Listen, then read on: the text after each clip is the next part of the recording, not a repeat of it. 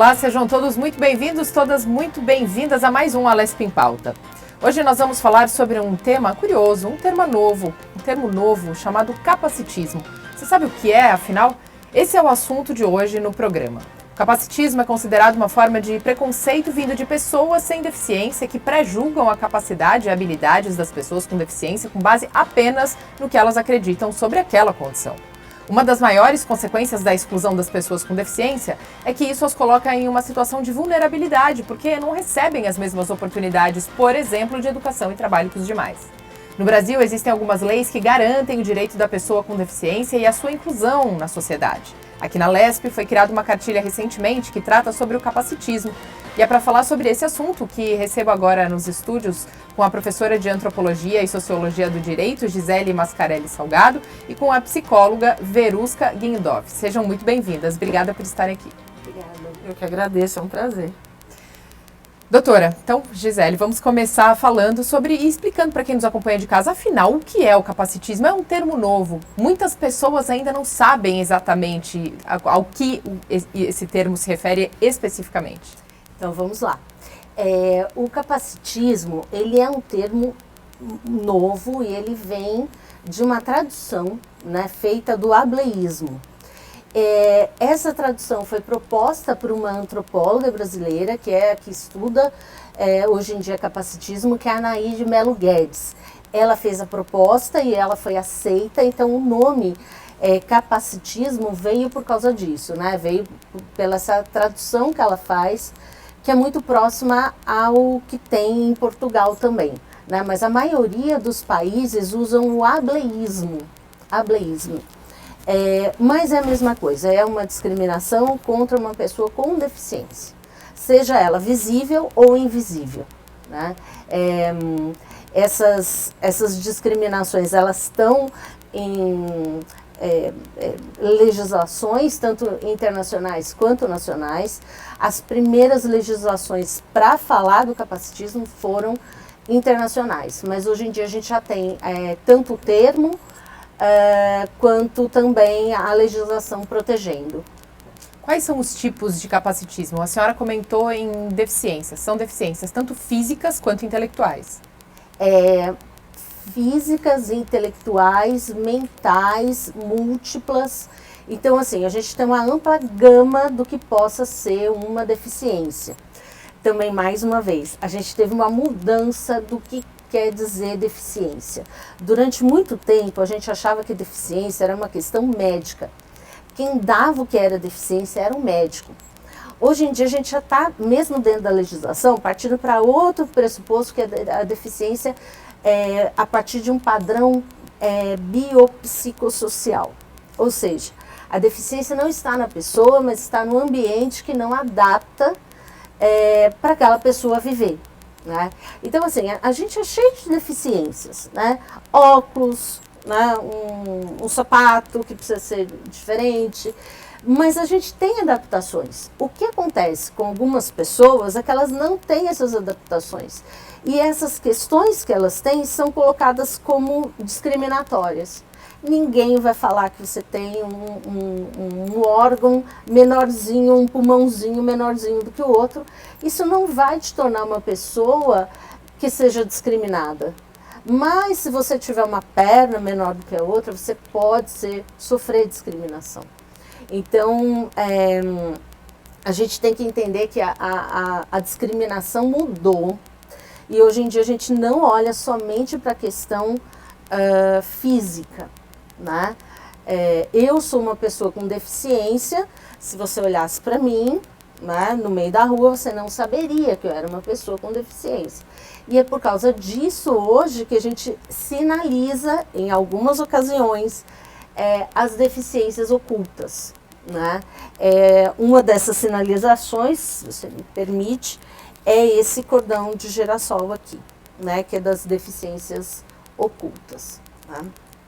Então, isso sinaliza para outras pessoas que, em alguns casos, eu preciso de apoio, tá? Então, o que eu faço pedido para quem vê esse cordão, primeiro, saiba que aquela pessoa tem uma deficiência oculta, que ela precisa de apoio e, né, no caso, por exemplo, de fila, não vá ser fiscal de fila, porque fiscal de fila é uma das coisas muito chatas.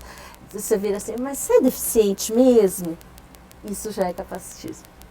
Muito bem, daqui a pouco a gente vai entrar, a doutora deixou uma frase aqui, né, a gente daqui a pouco vai ter outras, inclusive contar e compartilhar com a gente um pouco dessa sua história também, como veio esse diagnóstico, a doutora teve um diagnóstico tardio também, vai contar tudo isso pra gente.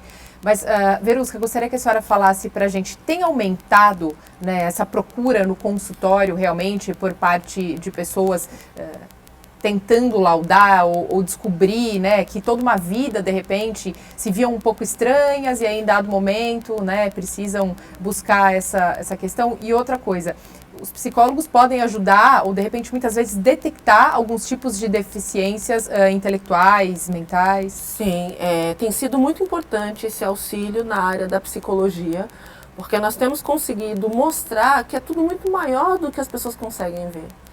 E é importante, hoje eu tenho uma equipe que lauda, eu sou psicóloga forense também, e a gente tem todo um aparato nesse sentido, onde a gente trabalha muito para que eles tenham seus direitos garantidos, né? É muito importante, eu pessoalmente, eu já vi muitas situações, assim, muito chatas, e você falou do fiscal de fila, gente, como é impressionante isso. Você tem mesmo?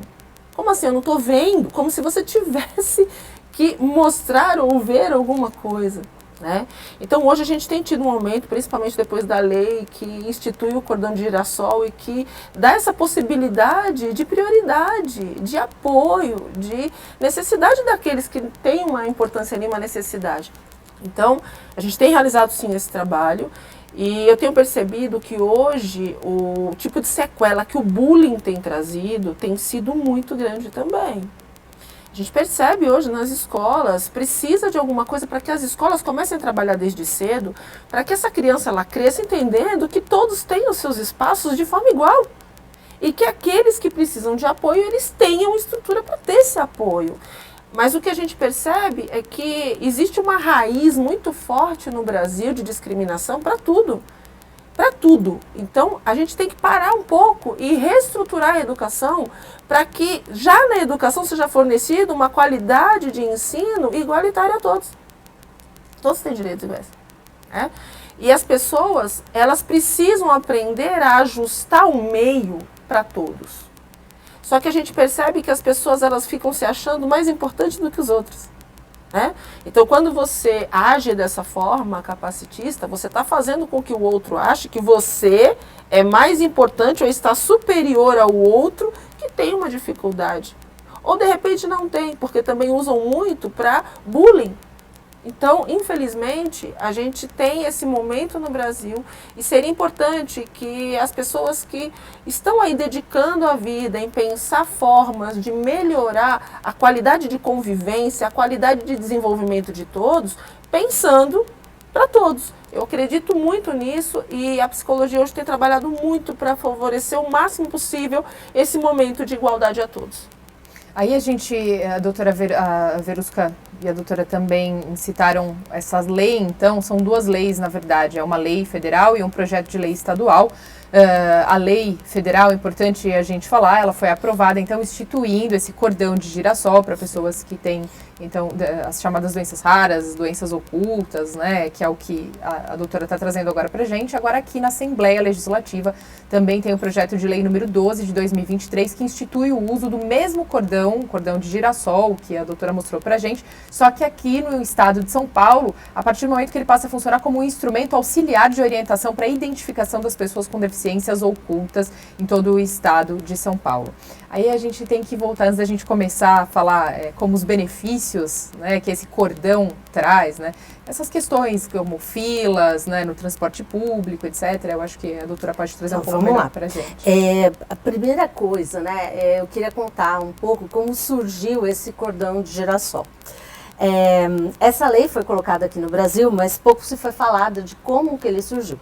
Ele surge porque um supermercado nos Estados Unidos queria ajudar pessoas que estavam ali com alguma deficiência né, de funcionar ali dentro do supermercado e não queriam identificar, né, que eram pessoas com deficiência. Por exemplo, com esse símbolo, que é o símbolo universal da deficiência, que é o cadeirante, né? Esse daqui. Então, eles não queriam utilizar esse símbolo universal. E daí o supermercado teve uma ideia, né, e também isso daqui também era usado em transportes públicos, principalmente trens. Depois começa a ser usado também em aeroporto. Então, era uma coisa que, assim, todos os funcionários conheciam, e a pessoa que estava com aquele cordão identificava para os funcionários. Só que o problema desse cordão, hoje em dia, é que a maioria das pessoas não conhece. Então, é por isso que eu uso o cordão e o símbolo. Tá? É uma lei importante, mas a gente tem que entender que ela não é você usar o cordão que fala que você é uma pessoa com deficiência. Você tem que usar o cordão e o documento de identificação. No meu caso, peraí que eu tenho que tapar aqui porque tem muitos dados. É o CIPTEA, né, que eu tenho, que também é uma lei nova, né, com os dados. E aqui atrás tem mais dados e um QR Code, que dá acesso ao meu laudo. Sem o laudo, não basta usar o cordão. Então, o laudo, ele ainda é, hoje em dia, um instrumento legal, né, que o Estado reconhece. E eu estou falando isso aqui no Brasil, porque isso é diferente. Se você estiver nos Estados Unidos, é diferente. Você não precisa do laudo para ser identificado como uma pessoa autista. Lá se tem a autodeclaração, que nem a gente tem autodeclaração aqui de uma pessoa negra, uma pessoa indígena, ela se autodeclara e ponto. Para uma pessoa com deficiência não basta a mera autodeclaração, é necessário do laudo, principalmente em casos de deficiências invisíveis, né? Então, assim, é preciso que a gente use isso com sabedoria, explique. Eu já vi isso aqui sendo vendido em banca de jornal, como eu estava comentando, né? O cordãozinho. Eu peço para pessoas que não usem, se não tiverem, tá? Porque realmente vão perguntar, qual é a sua deficiência invisível? E, gente, pode ser um tudo, pode ser autismo, pode ser TDAH, não pode, tá? TDAH não pode, porque TDAH não é deficiência, tá? O autismo porque ele foi equiparado à deficiência na lei Berenice Piana, então pode ser. TDAH, não. Ah, eu posso usar TDAH fora do Brasil? Pode, no Brasil não. Pode ser surdez, né? Tem muitas pessoas surdas que usam. Pode ser uma pessoa que tem uma cegueira que não seja identificada, né? Então, pode ser muitas coisas que é preciso isso. Por exemplo, uma pessoa que não parece cega, chega no aeroporto, ela não vai conseguir ver, ou uma pessoa surda não vai conseguir ouvir os avisos do aeroporto. Então, ela precisa ser identificada para alguém chegar ali e falar assim, você quer uma ajuda? Antes disso, o que faziam essas pessoas? Elas puxavam uma cadeira de roda e sentavam. Porque daí sim o pessoal, o staff ali, falava, ela é uma pessoa com deficiência. Quer dizer, né, até trazer para a doutora Verusca essa questão da deficiência sempre muito atrelada a uma questão visível, como uma cadeira de rodas, por exemplo, ou uma deficiência atrelada a uma deficiência física. Quer dizer, se a pessoa é cadeirante ou se a pessoa está numa cadeira de rodas, então ela é um deficiente. Mas não. Como ficam as pessoas, como a doutora trouxe pra gente, que tem deficiência auditiva, né, tem deficiência de fala, por exemplo, deficiência intelectual, né, doutora? Sim, e a gente hoje vive um grande momento de identificação dos processos. As pessoas têm buscado mais ajuda. Elas querem entender por que não conseguem, ou porque elas agem de uma forma diferente, ou porque elas têm um hiperfoco diferente. Então, isso faz com que elas busquem uma explicação. Por isso que hoje aumentou bastante a procura por laudos, por identificações, por verificações, para que elas possam ter um momento de adequação e possam ter qualidade de vida. Hoje é possível ter uma qualidade de vida maravilhosa. Tudo aquilo que a gente descobre, a gente sabe como administrar. Até mesmo quando nós nos conhecemos, isso para qualquer pessoa, nós sabemos como utilizar aquilo tudo que a gente carrega dentro da gente, de dons, talentos, capacidades ou dificuldades, a gente sabendo, a gente consegue trabalhar em cima disso. Adequar os processos para que a gente tenha uma vida normal. Todos podem ter uma vida normal. E é impressionante a gente pensar que muita gente não se permitia ter uma vida normal porque não entendia o que estava acontecendo. E hoje, a cada momento, mais cedo, você tem buscado uma avaliação e um auxílio. A gente hoje tem, na nossa equipe, pessoas que a partir do primeiro, segundo ano já começam a trabalhar com as identificações. Né? E hoje a gente tem também um grupo de pessoas que descobrem dificuldades de forma tardia. A gente tem percebido, até no mundo artístico, a gente percebe, olha, descobriu o autismo de forma tardia, descobriu isso de forma tardia. Então, o importante é que se descubra para que a gente possa adaptar e melhorar em muitas questões, que a gente possa ter condições de investir na gente, sabendo a melhor forma para isso. Então, quando a gente começa a ter a oportunidade de se descobrir, isso abre uma porta gigante para muitas oportunidades. Então, eu até faço um apelo para quem está em casa, se você percebe que, de alguma forma, você não consegue ter uma evolução, um desenvolvimento que você gostaria, então o que está acontecendo? O que está acontecendo na sua vida? Como é que a gente pode fazer um levantamento, procurar entender, laudar isso e fazer com que você tenha uma vida maravilhosa? E, de repente, não está acontecendo porque você não parou para perceber que aquilo poderia ser uma dificuldade, que pode ser trabalhada. Então, que bom ter momentos como esse, que a gente possa discutir e, de repente, dar um start para quem está em casa, que tem recursos. E também para quem trabalha no comércio, de uma forma geral, pelo amor de Deus, façam treinamentos para tentar entender melhor sobre as diferenciações que possam trabalhar e fazer com que todos tenham o seu apoio da forma correta. Então, hoje não adianta a gente ter o girassol se você não tem um treinamento para isso. Você precisa ter uma identificação, mas precisa ter treino para identificar. Eu já tive que interceder muitas situações, em filas, muitas, que as pessoas começaram num conflito porque vê uma pessoa e acha que a deficiência é só física e esquece que tem as outras questões ocultas. E eu, não, espera, eu sou psicóloga, se está colocando isso, qual é a dificuldade? Não, eu tenho autismo e eles não deixaram nem eu falar. Eu falei, calma, sou psicóloga, você está dizendo, então, peraí, né? O laudo está como? E aí a gente começa a tentar intermediar, mas muita gente, não sabendo disso, cometem coisas absurdas. Absurdas. Quantas situações a gente já viu acontecerem por surdez? Até, infelizmente, catástrofes. Porque a pessoa não ouviu um comando, não ouviu. Mas peraí, era surdo. Se você tivesse um treinamento para identificar o cordão, não aconteceria. Se tivesse um treinamento para identificar e já poder utilizar desse recurso para identificação e para priorização, é importante a gente poder ter esse trabalho também em conjunto. Então, para quem trabalha em comércios, de forma geral, comecem a trabalhar com seus funcionários. Acho que o treinamento ele pode fazer uma diferença muito grande na vida do comércio. Inclusive, o comércio pode ampliar tecnicamente por poder abrir muito mais o seu leque. Sem dúvida. Falando em diagnóstico tardio, doutora, eu repasso para a senhora, porque a senhora teve um diagnóstico tardio aos 44 anos, né, de autismo, transtorno do espectro autista, claro, um grau leve, mas eu gostaria que a senhora compartilhasse com a gente como foi. Então, vamos lá. A minha história, acho que é uma história de muitas das pessoas que estão chegando agora no seu consultório, né, e de muitos psiquiatras.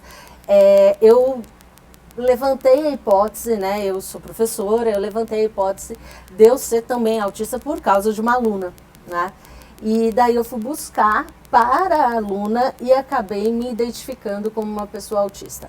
Foi um processo de muito susto, porque não é uma coisa qualquer, né? Porque a gente tem aquele estereótipo do autista. Autista geralmente é o Sheldon, é o fulano que está numa série de TV, é até o Messi, né? O Messi é autista. Ele já falou 300 vezes que ele não é, mas eu quando falo que eu sou, que eu tenho laudo, o pessoal não acredita. Né? Então, assim, foi um processo muito complicado, muito difícil e muito sério. Né? Quando a gente fala hoje em dia de pessoa diagnosticada com autismo, ninguém vai falar e vai abrir esse diagnóstico se não verificar 3.000 vezes, se não for em psicólogo, psiquiatra, passar por médico, ter algum indício que é realmente isso. Porque quem abre o diagnóstico vai sofrer discriminação. Né?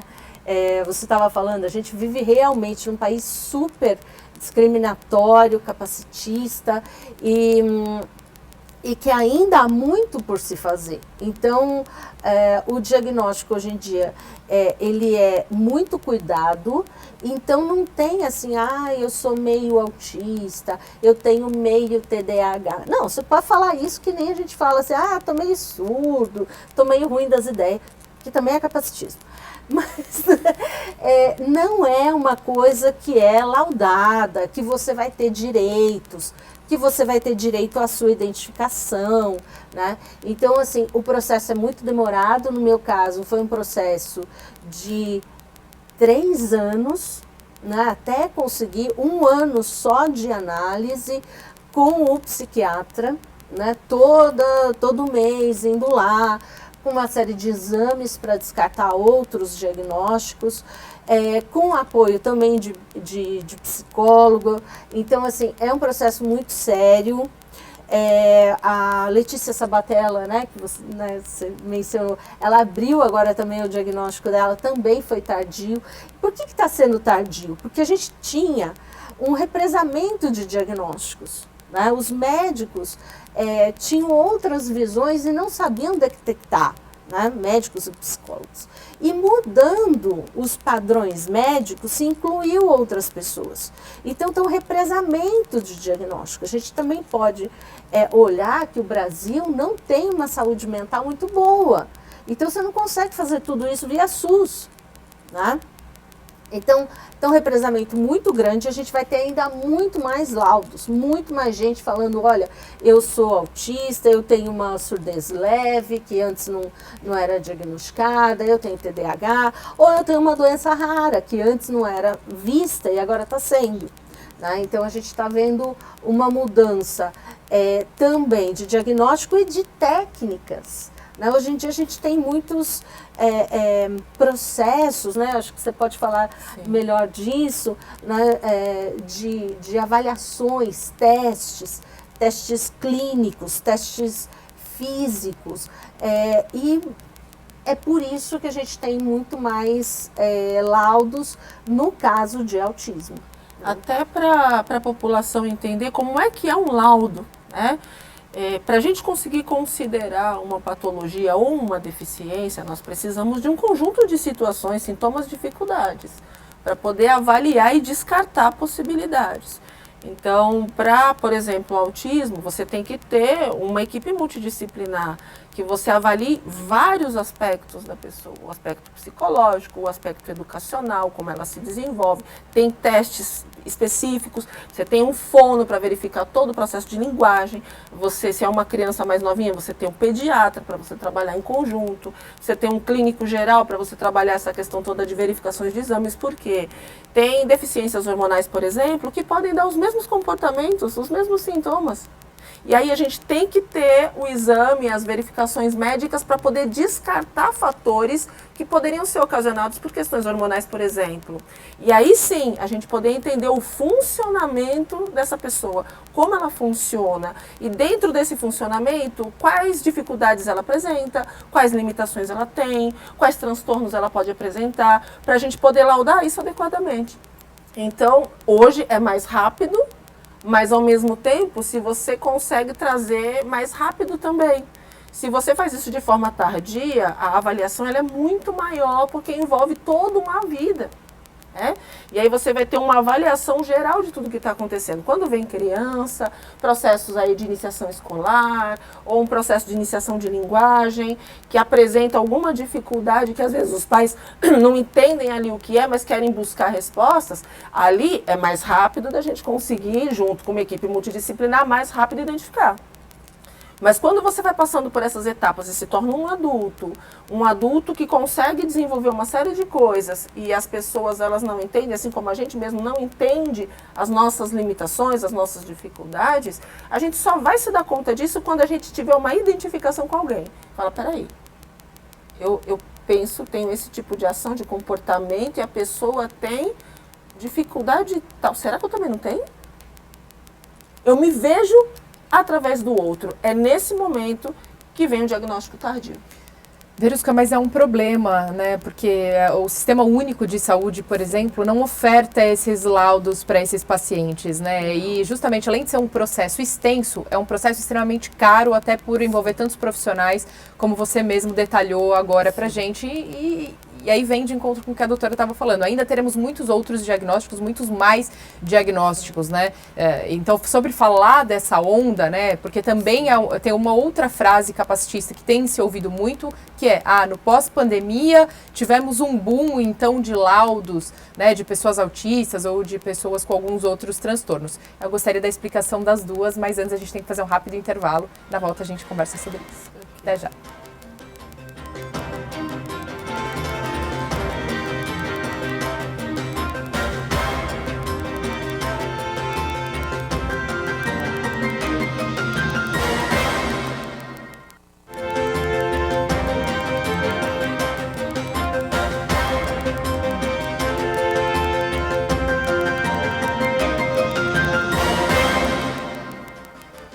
Estamos de volta com o segundo bloco do Alesp em Pauta de hoje, falando sobre capacitismo. Para esse bate-papo, recebo a professora de Antropologia e Sociologia de Direito, Gisele Mascarelli Salgado, e também a psicóloga Verusca Gendorf. Mais uma vez, sejam muito bem-vindas. No final do bloco anterior, nós falávamos sobre essa laudagem, né, para as pessoas autistas, o laudo que ainda não é ofertado pelo SUS e que é muito caro também.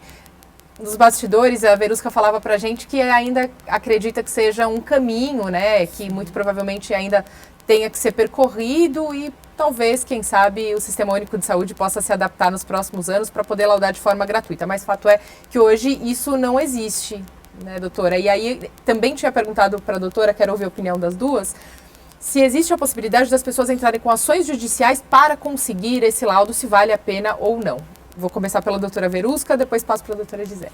Uma coisa que a gente precisa pensar é que eu acredito muito no caminho. É tudo muito novo, cada coisa que vai acontecendo no mundo, a gente vai tentando ampliar nossa visão, nosso conhecimento. Só para vocês terem uma ideia, cada manual de dificuldades ou transtornos diagnósticos, ele leva 10 anos para ser composto. A gente recentemente teve aí o lançamento do DSM-5-TR, revisando todas as dificuldades, deficiências, transtornos. Então, é tudo muito recente. O CID-11 de manuais também de identificações nessa área de psicologia, psiquiatria e saúde de uma forma geral, está saindo ainda, nem saiu ainda, a gente está esperando sair. Então, é tudo muito novo. Lá você tem um conjunto de verificações, sintomas, protocolos que precisam ser agregados para a nossa realidade em saúde. E principalmente quando a gente fala de saúde mental. Infelizmente, o Brasil ainda não tem protocolos adequados de saúde mental e de deficiências. Nós não temos. Mas melhoramos muito nesses últimos anos. Melhoramos muito. A gente tem que também dar o braço a torcer que está sendo feito um trabalho. Então, eu acredito que num passo mais lá na frente, a gente vai poder ofertar isso para a população. Hoje o custo é muito alto porque o conhecimento, para você ter acesso, ele é muito caro. A gente sabe disso também. Só que com a popularização das coisas, com a amplificação de tudo isso, eu acredito muito que vai ser necessário algumas adequações de leis para que possa oferecer isso para a população geral. Tem muita gente sofrendo. Tem muitos filhos com processos traumáticos, por exemplo, emocionais, porque tem mães que são autistas e não sabem. E essa criança fica achando que ela que não é merecedora desse amor da mãe. Tem noção do que é isso para uma criança? Até você fazer um trato familiar, até você identificar e conseguir trabalhar na família, é um processo. Mas que eu acredito muito que com o conhecimento, as descobertas, isso vai ser ampliado. Agora, o que a gente precisa começar é fazer com que a população também comece a solicitar. Porque eu acredito que tudo aquilo que não é solicitado é como se não fosse necessário. Mas a gente sabe que é. Mas a população também precisa começar a se manifestar. A gente sabe que da pandemia para cá, o fato das pessoas diminuírem muito os vínculos pessoais, ficarem mais em casa, tendo que conviver mais intensamente, isso fez com que muitas questões sejam despertas. Depois da pandemia, muita gente começou a tentar se entender. Por que que eu funciono dessa forma? Por que que meu filho funciona assim? Teve mães, atendi muitas mães, eu não conhecia meu filho. Eu trabalhava, levantava de manhã, colocava na escola e ia trabalhar. Chegava, dava janta, dava banho e colocava para dormir. Eu não conhecia o meu filho. E olhando para o meu filho, por que que ele tem essa hipersensibilidade? O que está acontecendo? Eu nunca vi, eu não sabia. Então, as descobertas foram muito amplas nesse período. Foi um período de muita reflexão também. Então, eu acredito que os próximos momentos, pelo menos eu vislumbro muito isso, eu acredito muito nisso, e tenho tentado fazer o máximo para tentar também ajudar a população, tenho me aproximado muito de ONGs que tentem ofertar isso para a população, mas é lógico que ainda é muito pouco, mas temos que começar de algum lugar. Então, eu acredito muito que se a população começar a clamar por esses auxílios, vai se tornar uma prioridade nos próximos momentos. Doutora Verusca. Então, a questão do laudo do SUS... Perdão, doutora Gisele. Não, tudo bem. Verusca, doutora Gisele. Doutora Verusca, Gisele. Então, a questão do laudo do SUS, primeiro ele encontra uma dificuldade, né? Porque assim, o Brasil adotou essa ideia de que é necessário passar pelo crivo médico e pelo crivo de profissionais de saúde como um todo, para você ter um laudo. Então, e esse laudo que vai te dar acesso a direitos. Esse é um modelo brasileiro, né? O que eu estou deixando bem claro aqui é que não precisaria de tudo isso. A gente tem esse modelo, mas poderia ser outro. Poderia ser esse da autoidentificação. Tá? Teve gente que já me perguntou assim, mas isso não ocorreria em casos de pessoas que tentariam, né, ter o cordão ou a CIPTE ou qualquer outra identificação no próprio RG de pessoa com deficiência para ter vantagem?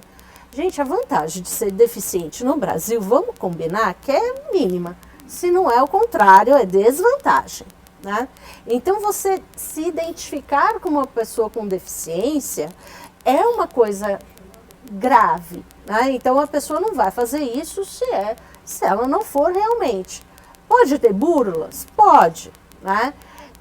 Mas a questão de você ter um laudo, ele é muito custoso, ele passa pelo crivo da medicina.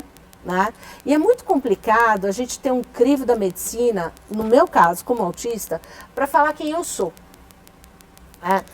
Porque hoje em dia o autismo, para algumas pessoas, e é a posição que eu adoto, não é somente um transtorno, porque esse é o paradigma médico. Para mim e para algumas pessoas do movimento da neurodiversidade, é uma questão também de identidade. É quem somos no mundo. É como se eu precisasse passar no médico para ter um laudo de homossexualismo, porque isso existia, né? Era doença, né? Transsexualismo também era doença, hoje em dia não é mais. E eu precisasse de um laudo desse para dizer quem eu sou. Né?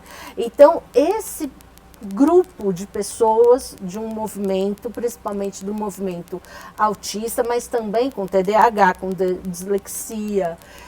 Essas pessoas estão pedindo aos poderes públicos, né, que não seja preciso passar por toda essa questão de obter um laudo para você obter direitos. Você pode, mas você não deve. né? Então, daí desafogaria, né, essa questão de você precisar de médico para laudar tudo. Mas, por outro lado, Gisele, vamos analisar também, né? Também tenho que fazer a defesa aqui como cientista, né? A gente precisa ajudar as pessoas a entender. A gente vive no Brasil, é um país onde as pessoas elas não investem em si emocionalmente, elas não conseguem muitas vezes tratar questões que são básicas, mesmo percebendo suas dificuldades básicas. A gente, por exemplo, a gente está numa campanha, a gente tem várias campanhas aí no Brasil e no mundo, e mesmo tendo a campanha de prevenção de várias questões, às vezes a pessoa não busca ajuda. Então, eu entendo, é claro que, não vou puxar sardinha só para a medicina, mas a gente tem vários especialistas em saúde neste país, justamente para oferecer o nosso melhor para a população. Então, é importante sim, porque quando essa pessoa, ela avalia a sua dificuldade de uma forma melhor, de uma forma mais pericial, mais científica, ela vai ter condições de avançar muito mais do que se ela simplesmente... Tá, eu sei, ok, só isso, para ter o direito. Ok, mas e o resto? Nós precisamos de muito mais do que você ter o direito financeiro, ou um direito no INSS qualquer, ou numa prioridade de fila. E a nossa vida? E o nosso futuro? Como é que fica?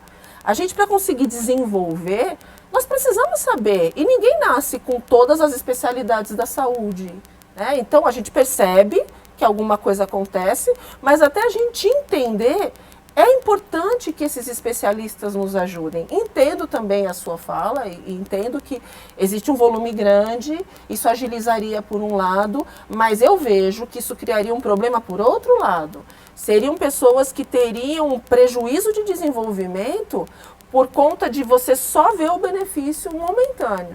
E o benefício integral, como é que fica? Então, se nós temos hoje cientistas muito importantes no Brasil, que têm trabalhado em prol dessa população, a gente tem que fazer com que isso chegue para a população geral. E a melhor forma é a gente encontrar meios políticos para que a gente consiga que esse acesso seja a todos. E a gente possa ajudar todos na sua vida pessoal e seu desenvolvimento, assim como nos direitos que elas também têm. Então, eu entendo a fala, mas eu discordo neste ponto, porque senão vai ter muita gente que vai morrer. Não tá discordando. A gente vai morrer, muita gente vai morrer sem ter condições de ter se desenvolvido da melhor forma possível, né? Sim. Então a gente tem sim que valorizar a área de saúde, tem muita gente trabalhando muito para oferecer o seu melhor. Deixa eu explicar então. Eu acho que eu não me fiz entender muito bem. Existem dois paradigmas hoje em dia. O paradigma da neurodiversidade e o paradigma médico. Os dois não são opostos. Eles coexistem, né?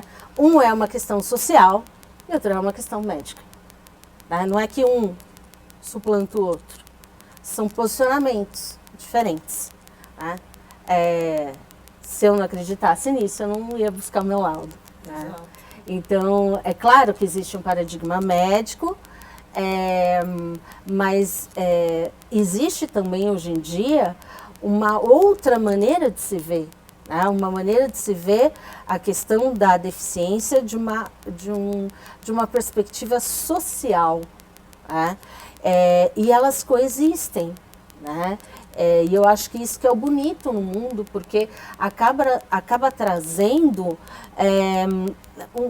uma outra maneira de a gente ver deficiência, que não é somente você olhar para a questão de ir ao médico, né? Você mesmo estava falando, é necessário que a gente tenha empresas, comércios adaptados e olhando para isso, né? Olhando para a deficiência. E para você fazer isso, você precisa de RH treinado, você precisa de empresas que implantem cotas, você precisa treinar gente para adaptar, né? Um dos maiores problemas que a gente tem hoje em dia são as barreiras atitudinais, né? É somente com a questão social que eu acho que a gente vai resolver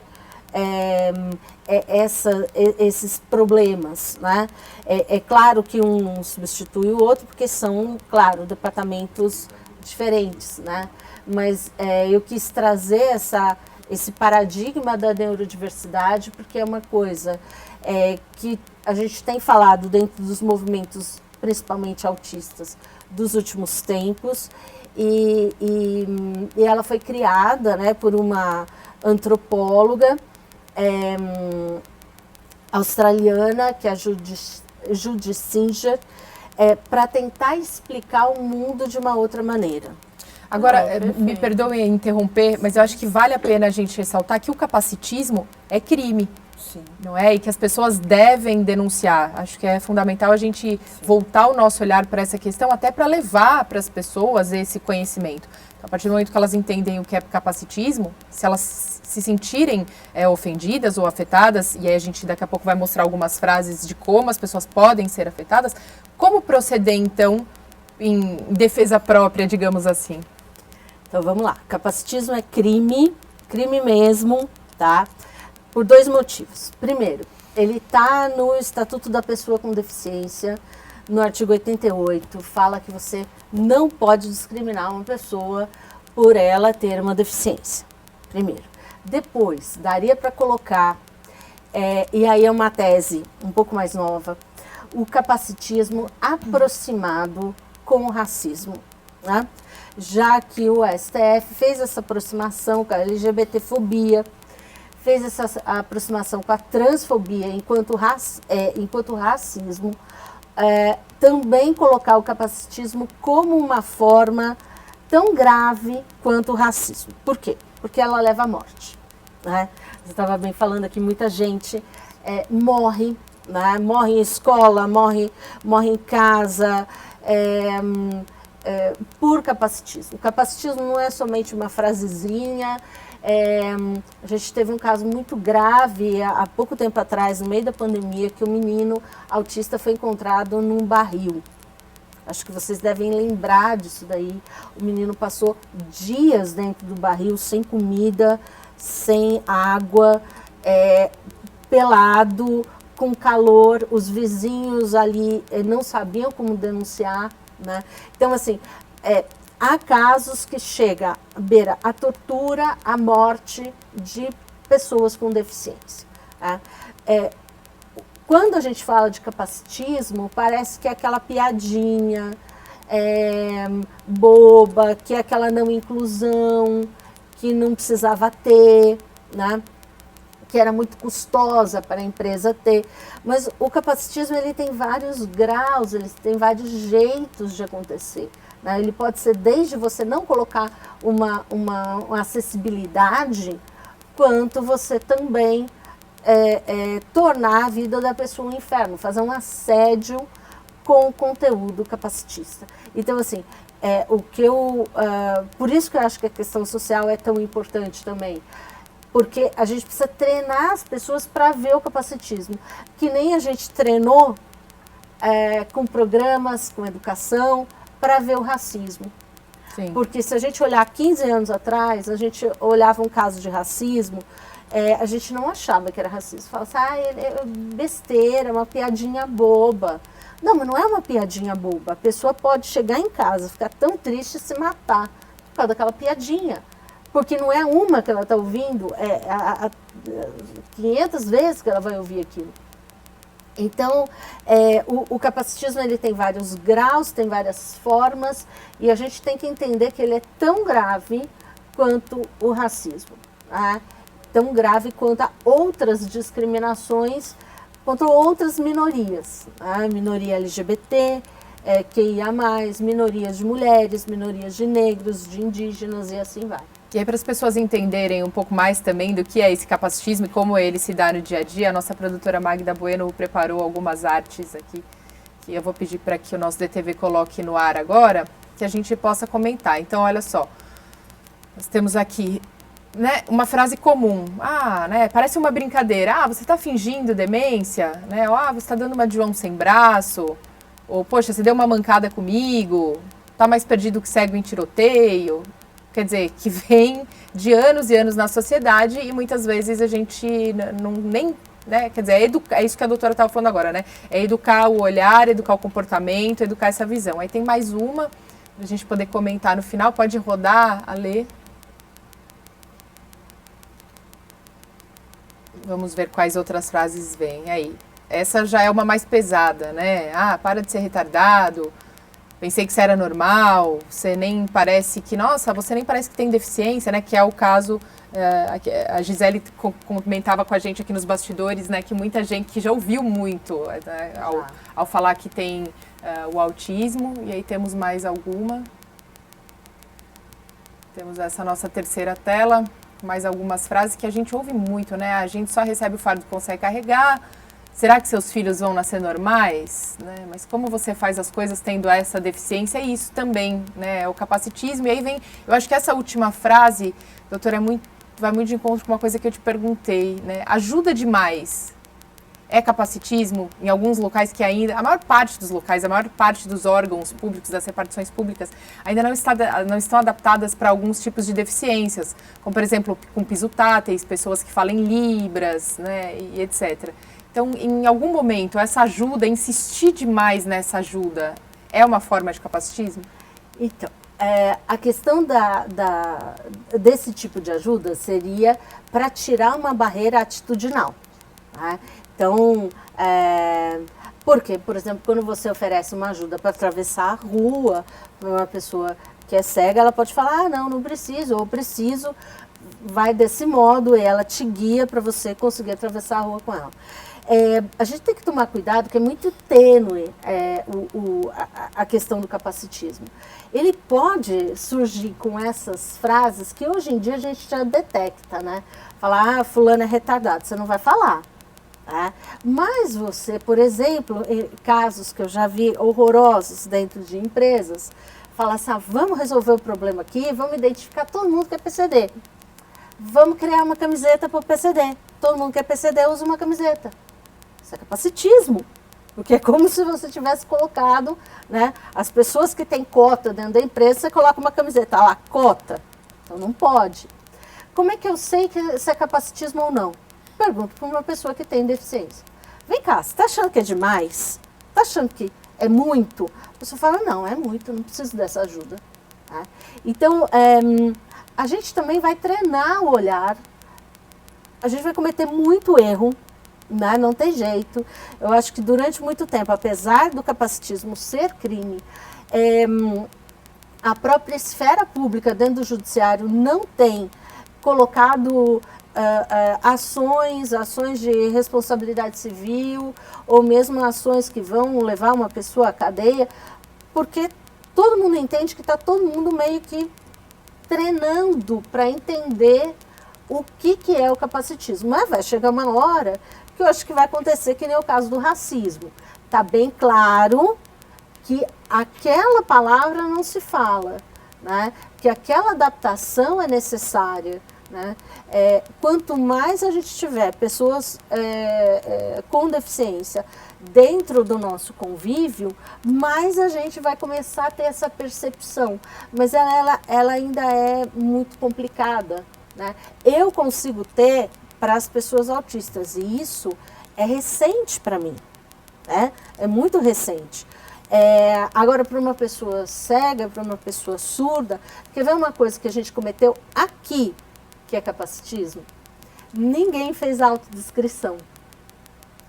Né? Eu necessitaria entrar nesse vídeo falando, eu sou uma mulher branca, gordinha, de óculos pretos, de cabelos grisalhos, eu tô com uma blusa listrada, vermelha e branca, uma calça preta, e tem um colar, atrás de mim tem um fundo, né, com madeira e uma outra parte azul. Eu não dei acessibilidade para um setor da população. Só que isso ficou apagado. Por quê? Porque ninguém aqui não vê. Porque se a gente pudesse ver, não pudesse ver, era a primeira coisa que a gente ia fazer. Então a questão da autodescrição é uma pauta importante, que ainda está difícil, né, nos meios, e a gente não reparou. Né? E tem as libras e tem todo um conjunto, né? A gente sabe que isso é um processo ainda e que tudo vai se adequando. É tudo muito novo para todo mundo também. Agora, uma coisa que é importante a gente sempre aqui parar e pensar, cada pessoa também tem que ser treinada dentro das suas dificuldades e limitações a também pedir ajuda para que o seu eco chegue também para as pessoas, para que elas também saibam que elas podem e qual é exatamente esse auxílio. E isso também é subjetivo, porque depende de uma diversidade de situações e pessoas. Né? Claro que a gente tem uma questão que é geral, mas também tem uma questão que é individual. Cada pessoa é única e cada pessoa tem o seu processo. Então, essa pessoa facilita muito quando ela diz, gente, eu preciso de um auxílio. Olha, você está assistindo o Alesp em Pauta? Faz a audiodescrição para mim. Então, a gente vai adequando as possibilidades até que se chegue ao ponto que a gente tem a audiodescrição, tem a Libras e tenha todo um conjunto de acessibilidades para todos. Sim. Então, é um processo. A gente tem um caminho pela frente. E é importante, antes da gente finalizar esse programa de hoje, a gente informar que a Assembleia Legislativa, assim como outras instituições, empresas, ONGs, enfim, também agora tem a sua cartilha comportamental, onde dentro de um de seus itens tem e aborda também a questão do capacitismo, e a gente sempre gosta muito de dizer que essa aqui é a casa do povo, né? O Parlamento Paulista é a casa do povo e todos, sem exceção, sem acepção, são muito bem-vindos aqui. Gostaria de agradecer demais a presença das doutoras Gisele e Verusca no programa Alesp em Pauta de hoje. Sem dúvida nenhuma, é um tema que a gente ficaria mais uma hora ou muito mais aqui conversando. Mas, infelizmente, nós temos um tempo. Gostaria de agradecer demais. Eu que agradeço muito também. Um abraço aí para todos e vamos fazer a nossa parte, né?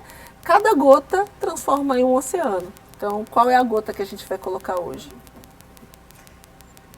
Eu queria também agradecer e deixar aí a minha disponibilidade, né, se precisarem aí de mim dentro do movimento autista, né, meu nome é Gisele Salgado, eu sempre estou na luta aí pelos movimentos, né, das pessoas com deficiência. Bem, agradeço demais também a sua companhia que nos acompanhou, esteve conosco, sintonizado, seja pela TV ou pela internet, e mais esse Alesp em Pauta. Até o próximo.